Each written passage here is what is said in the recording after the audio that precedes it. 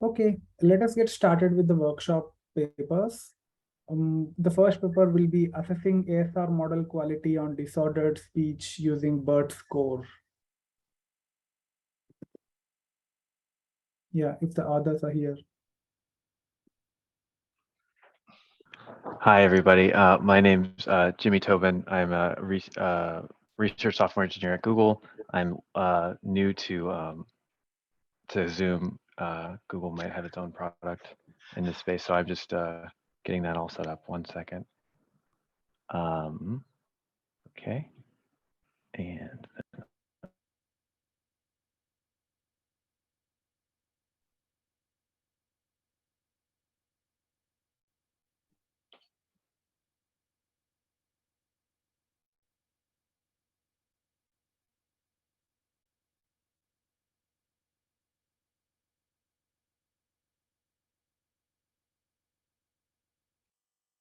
So Jimmy, I think you're on mute if you're You're on saying mute. something.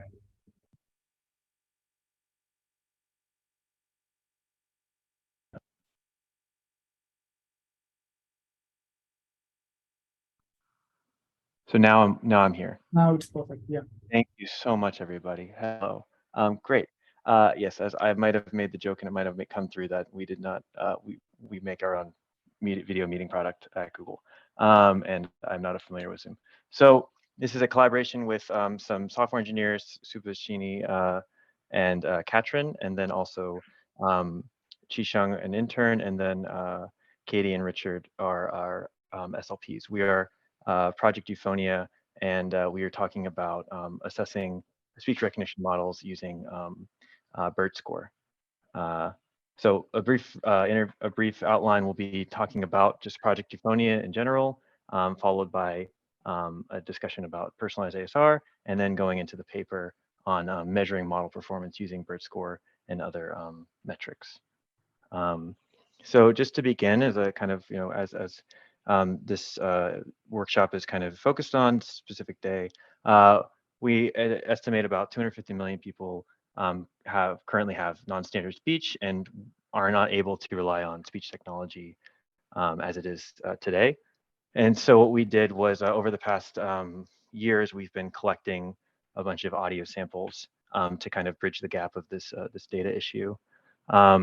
So this has been an effort started in 2018. We use a internal product called ChitChat to reach out to participants and request that they record speech either on the phone or through mobile, and then they are compensated commiserately. So we created a few phrase sets, kind of focusing on interactions that we thought would be useful. So one phrase set is interacting with technology, so home automation and any sort of voice access domain, just to try to get accessibility through phones. And then second is interacting with others. So there may be more transactional phrases. I need something. Can you do this? And then more conversational phrases, which are more long form and not necessarily about anything specific.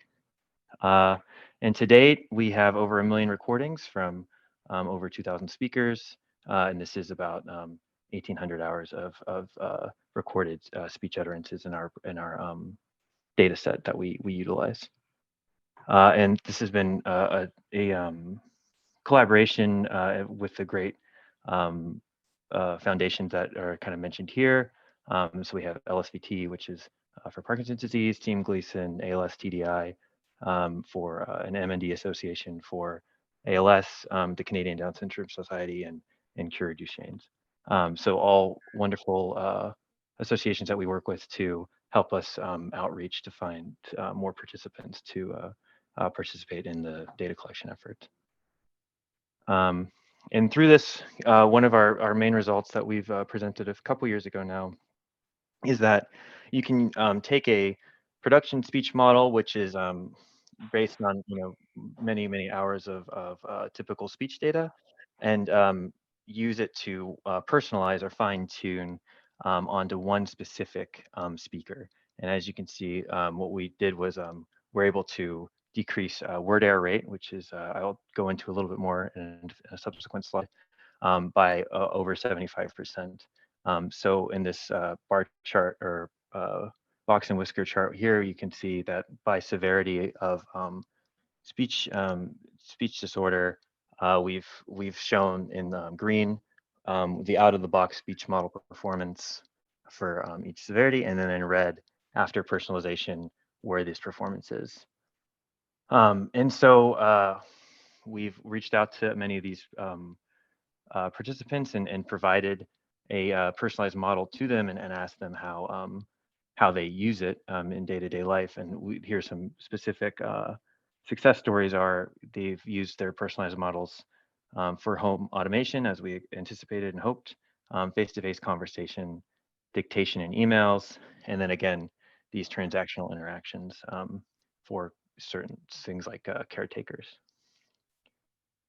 So I will attempt in earnest to try to show you a demo of the latest kind of Project Relate, where a user will be utilizing a personalized speech recognition model in a conversation over another video platform that I am a little more familiar with.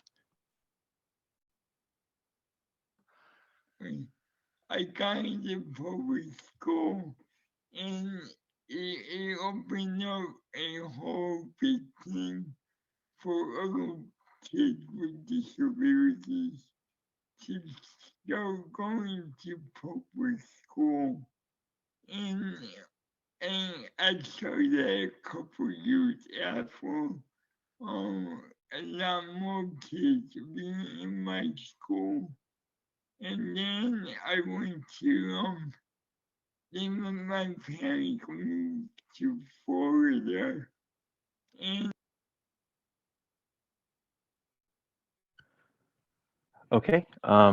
So this was as you might be able to see, like this is a real-time transcription from the person's speech, and I think what should be noted is that it's not 100% correct, but hopefully with the use of this transcript, the meaning was conveyed, and that's kind of the main piece that we'll be talking about. We've talked about in this paper.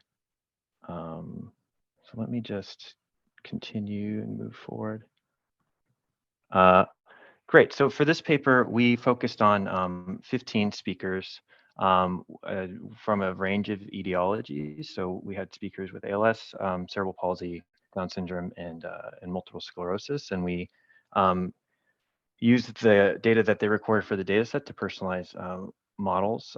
So as you can see the breakdown here, for those with mild severity, their average adapted word error rate was 16.5, which is 62% better than the production-based model.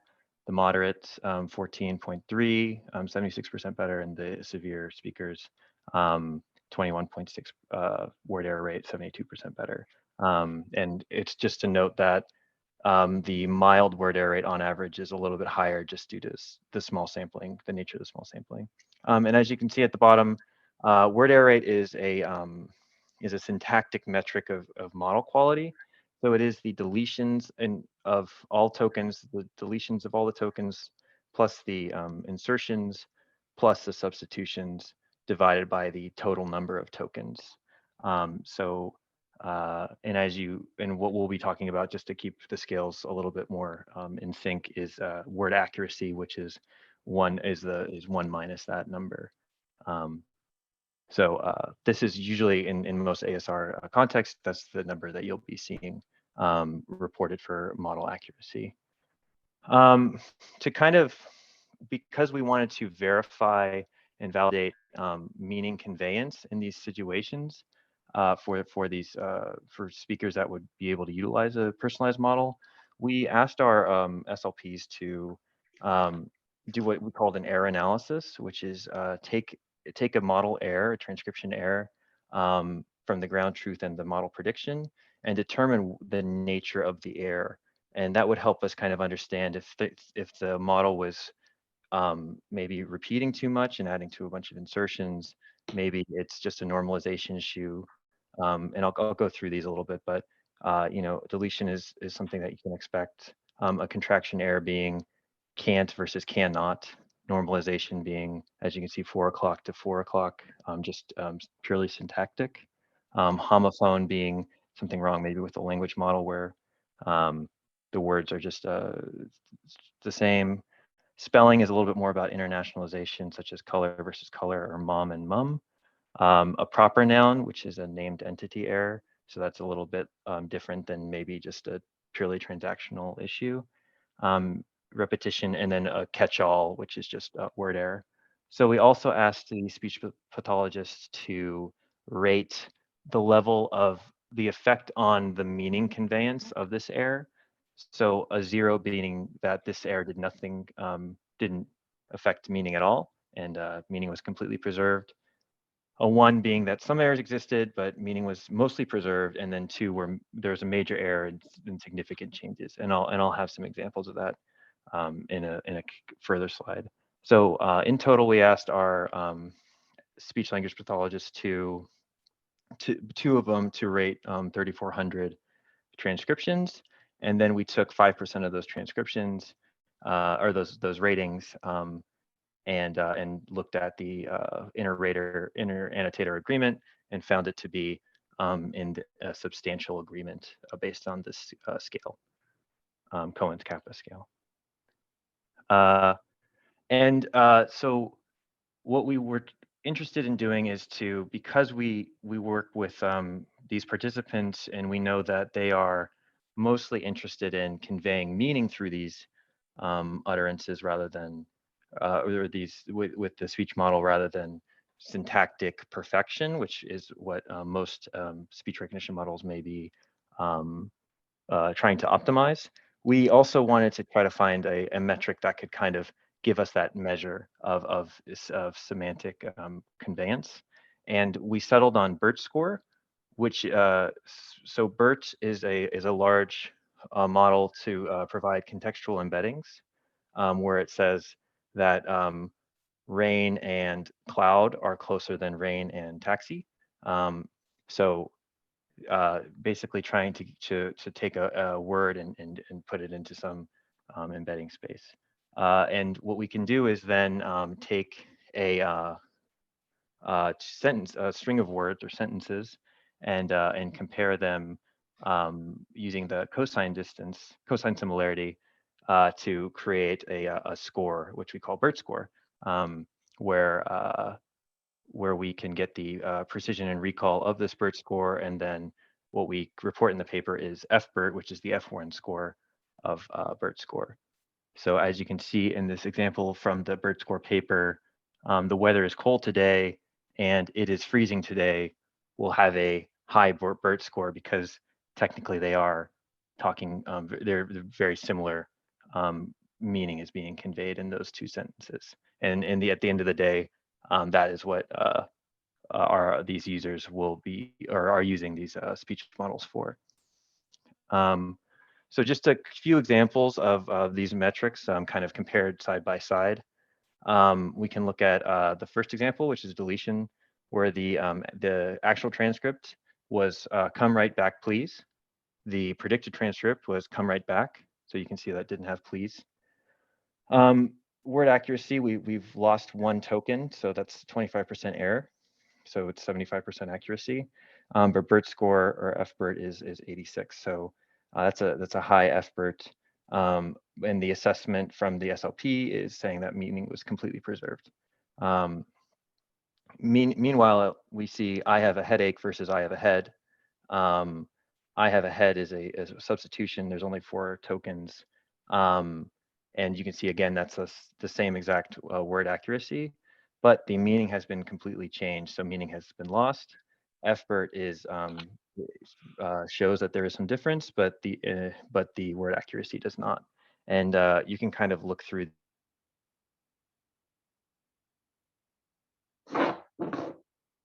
these to see the similar. And to call out, we noticed that contractions and normalizations will be where BERTScore is much more robust to these issues than word error rate is.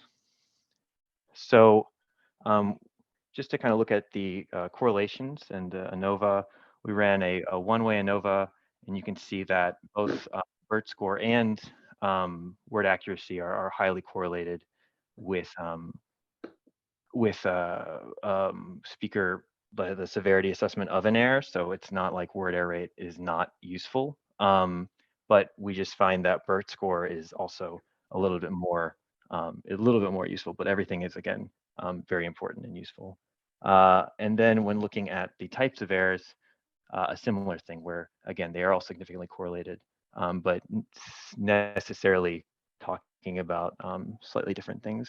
I would call out again the differences in normalization, where you can see that normalization errors usually don't lose, lead to loss of meaning in the speech, in the error. So you can see that BERTScore is more robust to that and more robust to contraction errors. And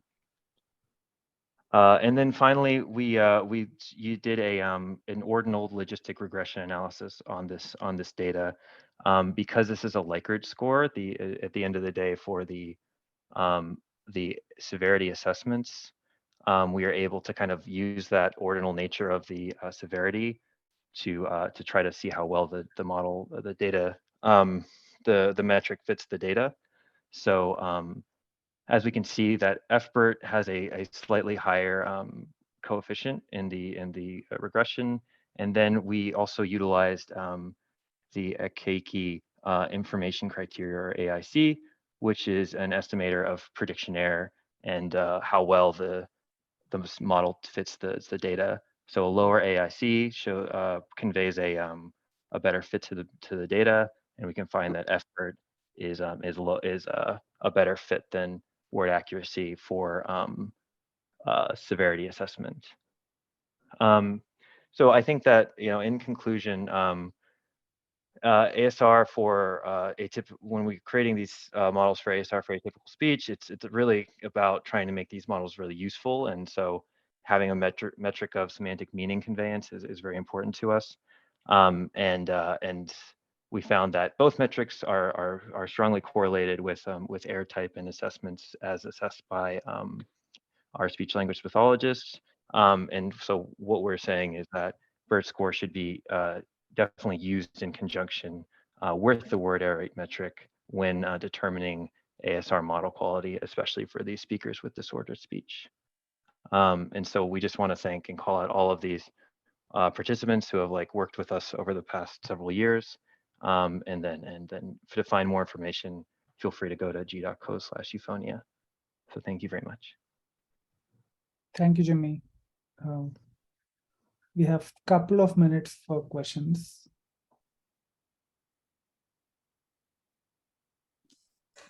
I have a question. It's more of a clarification. Sorry, you can't see me. Okay. Can you see me now? Probably. Yeah. Not sure. Okay. Sorry. My system is looking that side. So it's like a clarifying question. So I see there are kind of 15 speakers here, and you mentioned there are a lot of different speaker etiologies. So I guess the severity that you measure here, it's different for every etiology. Is that correct? Yeah, I think severity it's something that we try to it's measured across for each of these speakers. It's the severity of the etiology. I think you're correct in that, is the severity of the etiology in the progression of the as it is affecting speech, but it is separate from something like intelligibility. And this is something that we mark mark both severity and intelligibility in our metadata. Okay. Yeah, and I think just one comment is the table 2 and table 4 are very interesting. So I work with children's speech, and actually today morning, Alan had a question: what other matrices can be interesting other than word error rate? And this is very interesting, I think, also to look at small children with speech or language delays. So nice paper. Thank you.